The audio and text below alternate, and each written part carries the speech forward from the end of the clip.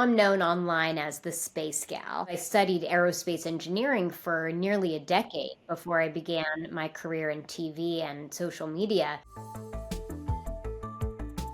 Your ideas are much bigger than just space travel. It's about the planet and saving the planet and everything else. When astronauts go to space, they talk about something called the overview effect, this cognitive shift in perspective that people who go to space often experience. When you go to space, you see our planet with our paper thin atmosphere. It just looks like this really thin blue line. You see our countries without the borders that we've created. You just see this fragile blue ball, this little blue marble hanging in the vacuum of space, and all of a sudden it looks so much smaller and more fragile than you've ever seen it before.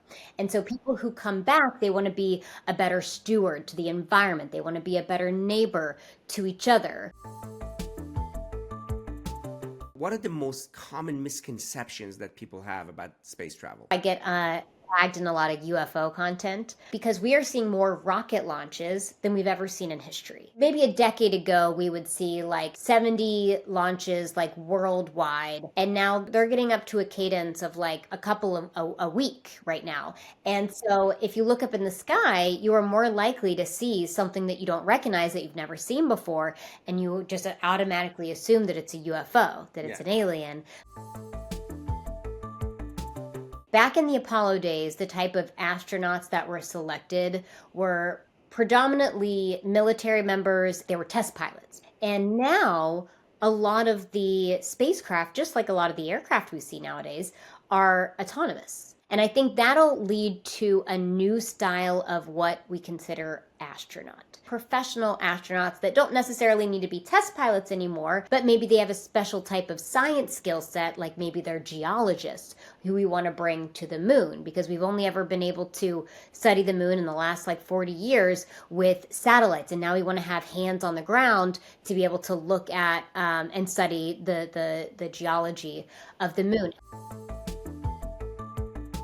What are they thinking about long-term sustaining food systems? They have an entire food lab at Yeah. the Johnson Space Center where you can go and test the food. They have space chefs Yes. that create really palatable delicacies that work well for your palate in space, because just like when you're on an airplane, when you're in space, your palate changes a little bit. You need to add a little bit more salt and a little bit more spice. It's not terrible. It's really, I feel like it gets a bad rep for being bad, but I've tasted some of the food that they have and it's really not that bad.